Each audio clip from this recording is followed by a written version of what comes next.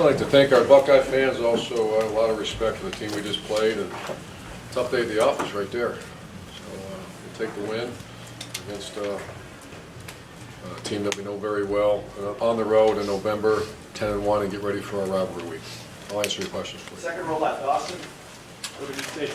Tough day at the office. Did you expect it would go down quite that way at the end? Yeah, when I woke up, or actually on Wednesday when I started hearing about the weather, it just, everything. We are a balanced off football team, and when we're not balanced, it's tough. And they had the same problem. You couldn't, we threw a bubble screen. I wasn't, the ball was bouncing, and so it was just real difficult to execute in the throw game, and had a couple drops, and so. It's officially rivalry week. I'm not going to answer a couple questions about this game, but our eyes are forward, and let's go. You're surprised that they went for two there, and maybe just I was surprised a little bit. they threw it? Well, they were controlling the line of scrimmage. They, once again, that was a tough drive for us to watch, because that usually doesn't happen to us. And but they're a good team, really good back, number 3, Ohio guy. Talked to him after the game. He's a hell of a player. I was somewhat surprised, but I've been in that situation before, and you have all kinds of momentum and go swing and try to have the knockout punch. Far left over here, Bill. Yeah, about the line play, they have an inexperienced, beat-up line, and you guys have played well on the lines, both lines. Could you characterize the way both lines played for you guys? Our offense.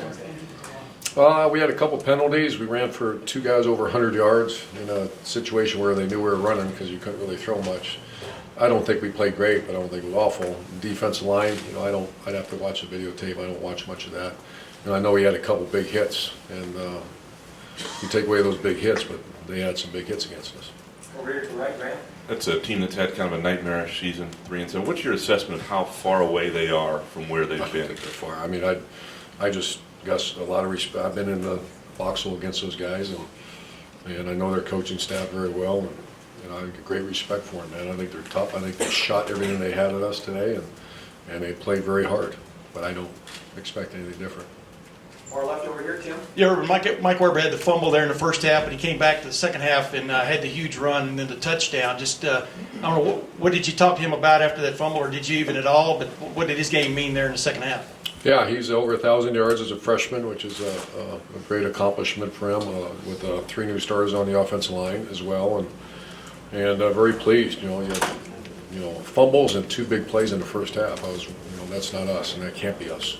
We'll lose next week if we play like that. So, I talked to him like we all do. Let's say the plays behind it, tight ball, chin, chin, chin, we call it. Let's go. Over here to the right, Doug.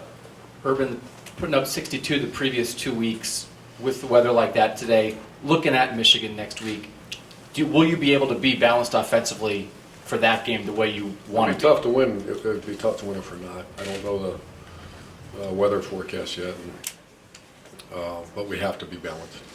And last year against these guys, the weather wasn't great. Obviously, it's a factor in the game. How do you feel like you guys as a staff handled it today with the plays you tried to call to try to deal with it? Well, much better. We actually had a weather plan.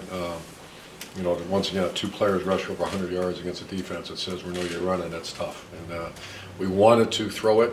I wanted to. There's a couple plays that were hash specific. It was right on the tip of my tongue, and then you start watching the clock. If a ball's tipped, or you lose that game. And so, I wish we would not punted the damn thing out of the end zone at the end and try to drop them back in there. That was one of the most disappointing things.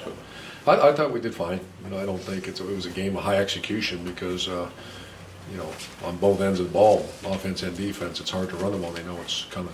JP 46 carries. That's just how it goes on a day like that. How many? 26. Yes. Way it goes, 24. 24. Yeah. Way it goes. And last question over here, Austin. Urban, it looked like both Chris and Malik had their hands on the 2-point interception. Is there any conversation in the locker room about who actually got the interception there? Oh, the 2-point. Yeah, it looked like they both had their hands on it. Doesn't matter, I guess. Buckeye ball, we're good. Steve right here. Ohio State has had coaches in the past who haven't worried about all the Big Ten talk, all the national championship talk, and when this week comes, they just laser focus on the University of Michigan. That's all you guys heard all week is you're number 2, you're going to make the playoff, you're not going to make the playoff. Big Ten a little murky. What's your thought right now about all that stuff in comparison to what this game and focus on this game means. Well, you don't hear from us, right, but they don't live in a cocoon either, so I hear from the media, the ESPN and all that. That's part of, I'm glad we're here. I don't know if I'll talk about it. I didn't talk about it there. We enjoyed the win. We're going to go home, enjoy the win, and wait for assignment tomorrow, and I'll probably address it at some point. Coach, Thank you, very guys. much.